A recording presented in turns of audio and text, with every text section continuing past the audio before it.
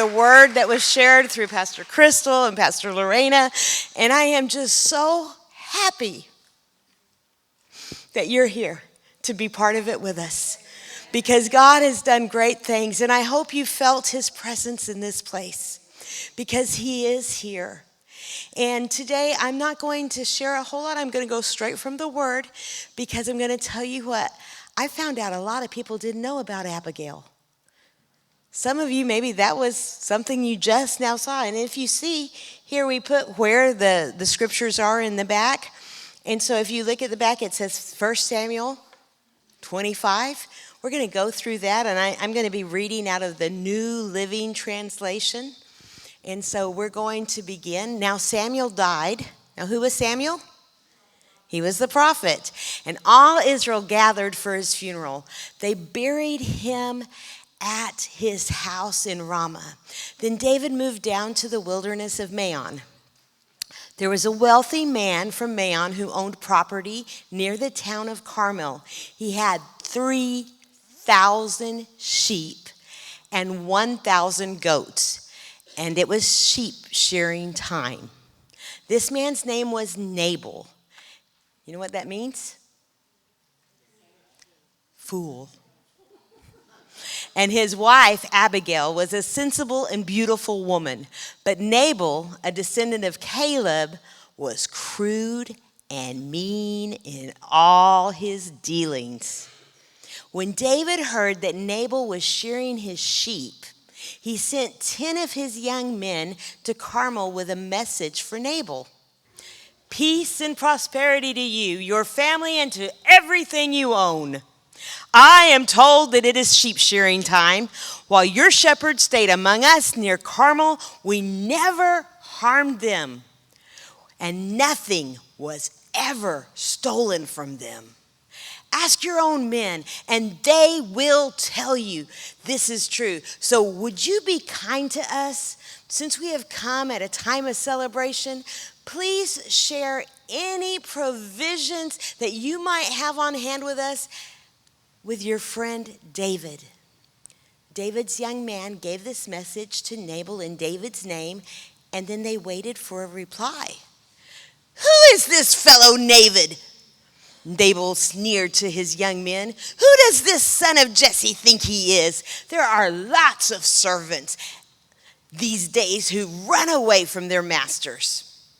Should I take my bread and my water and my meat that I've slaughtered for my shearers and give it to a band of outlaws who come from who knows where? So David's young men returned and told him what Nabal had said. Get your swords, was David's reply as he strapped on his own.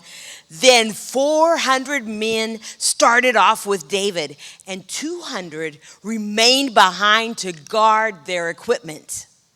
Meanwhile, one of Nabal's servants went to Abigail and told her, David sent messengers from the wilderness to greet our master, but he screamed insults at them.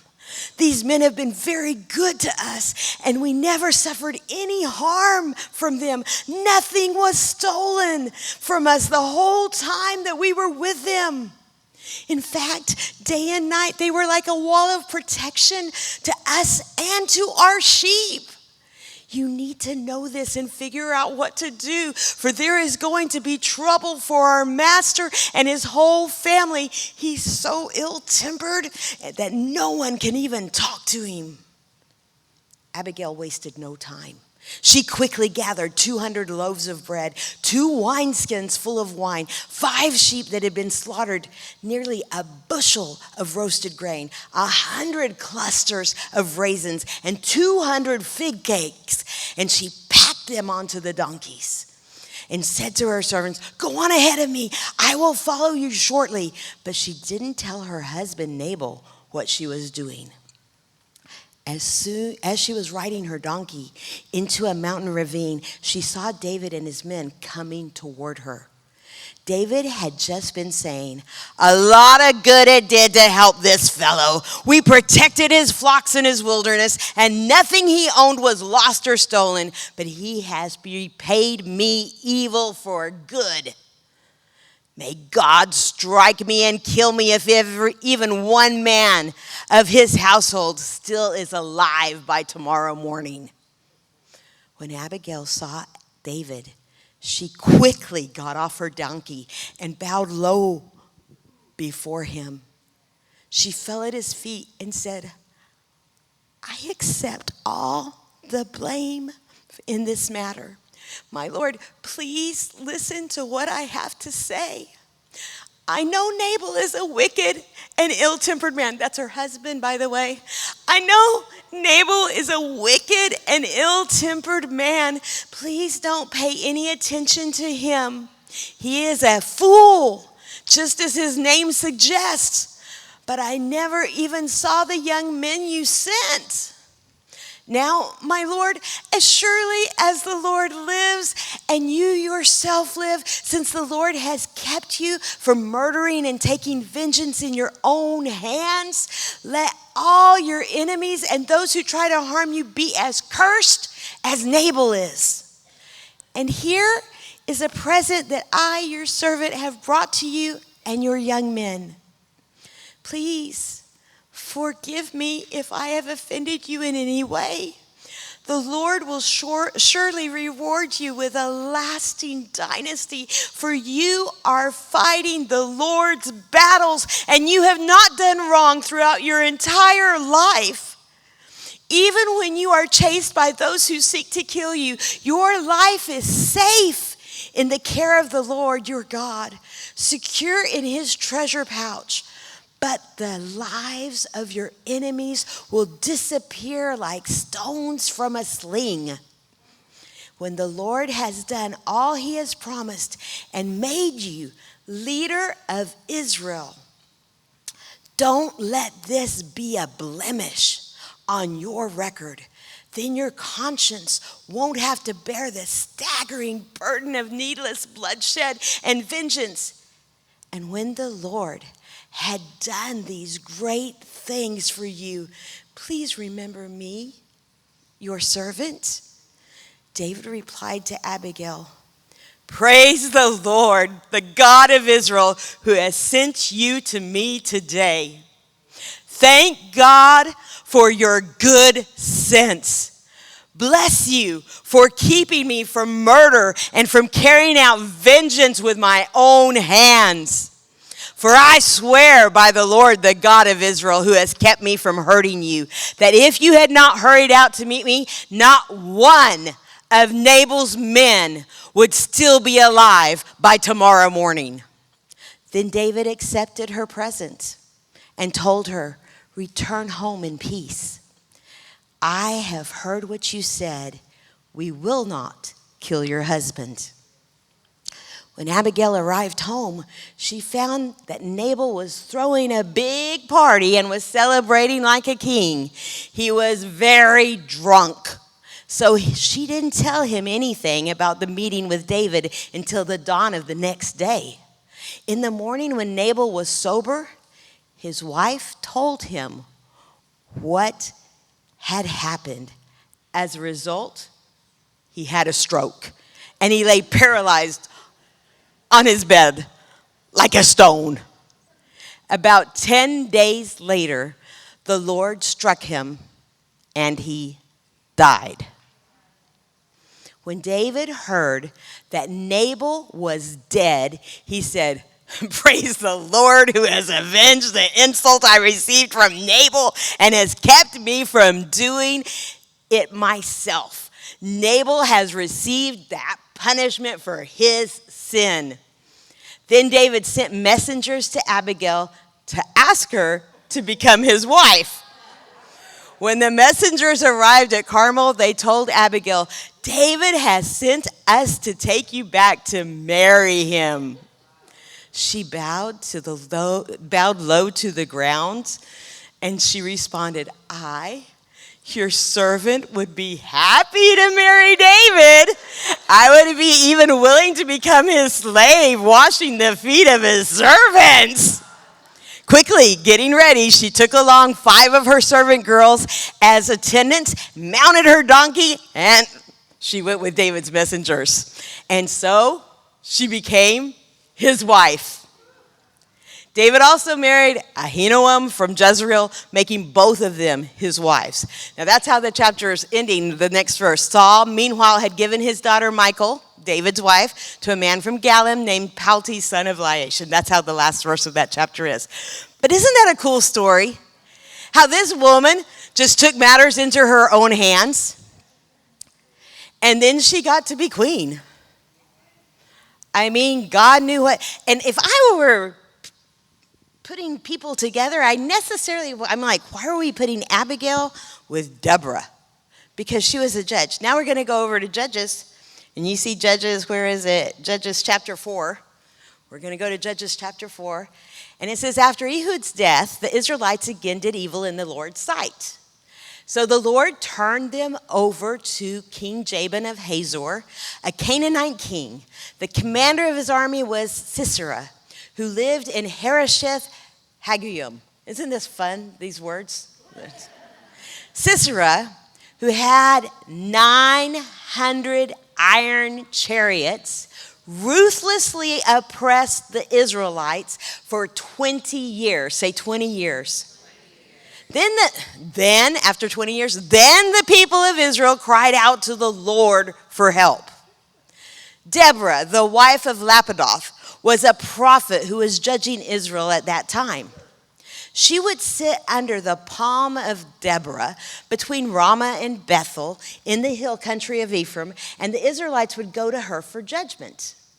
One day, she sent for Barak, son of Abinoam, who lived in Kadesh in the land of Naphtali. She said to him, this is what the Lord, the God of Israel, commands you. Call out 10,000 warriors from the tribes of Naphtali and Zebulun at Mount Tabor. And I will call out Sisera, commander of Jabin's army, along with his chariots and warriors to the Kishon River, and there I will give you victory over him. Barak told her, I will go. This is the commander. I will go, but only if you'll come with me. Very well, she replied. I will go with you, but you will receive no honor in this venture, for the Lord's victory over Sisera will be at the hands of a woman. So Deborah went with Barak to Kadesh. At Kadesh, Barak called together the tribes of Zebulun and Naphtali, and 10,000 warriors went up with him. Deborah also went up with him. Now Heber the Kenite, a descendant of Moses, the brother-in-law of Hobab, had moved away from the other members of his tribe and pitched his tent by the oak of Zanium near Kadesh. When Sisera was told that Barak, son of Abinoam, had gone to Mount Tabor, he called for all 900 of his iron chariots and all his warriors, and they marched from Harosheth Hagoyim to the Kishon River. Then Deborah said to Barak, get ready. This is the day the Lord will give you victory over Sisera, for the Lord is marching ahead of you. So Barak led his 10,000 warriors down the slopes of Mount Tabor into the battle. And when Barak attacked, the Lord threw Sisera and all his chariots and warriors into a panic. Sisera leaped down from his chariot and escaped on foot. Then Barak chased the chariots and the enemy army all the way to Harosheth Hagoyim, killing all of Sisera's warriors. Not a single one was left alive. Meanwhile, Sisera, he was their leader, ran to the tent of Jael, the wife of Heber the Kenite, because Heber's family was on friendly terms with the king Jabin of Hazor. Jael went out to meet Sisera and said to him, come into my tent, sir. Come in. Don't be afraid. So he went into the tent and she covered him with a blanket. Please give me some water, he said. I'm thirsty. So she gave him some milk from a leather bag and covered him again. Stand at the door of the tent, he told her. If anybody comes and asks you if there is anyone here, say no. But when Sisera fell asleep from exhaustion, Jael quietly crept it to him with a hammer and a tent peg in her hand. And then she drove that tent peg through his temple and into the ground. So he died. When Barak came along looking for Sisera, Jael went out to meet him. She said, "Come, I will show you the man you're looking for." So he followed her into the tent and found Sisera lying there with a tent peg through his temple. So on that day, Israel saw God defeat Jabin, the Canaanite king. And from that time on, Israel became stronger and stronger against King Ahab until they finally destroyed him. And if you look, the next chapter is chapter 5. You're going to find Deborah rejoicing. She sings a song through the whole entire chapter. And if you can just fast forward to the last verse of chapter 5. Lord, may all your enemies die like Sisera. But may those who love you rise like the sun in all its power. And then there was peace in Israel for 40 years. That is a powerful story. I don't know about you, but God used 2 women in a powerful way. And he can use you in a powerful way today. You've got to be courageous for the Lord. And somebody said, why do you just only write stories in the Old Testament? No. I just couldn't pick out 7 from the New Testament. And so I did 7, and then I didn't have Jael in the first She series, so she's in the one that'll be released next week. And she's in there. But for the New Testament, I chose 21 women because I was just like, there's so many.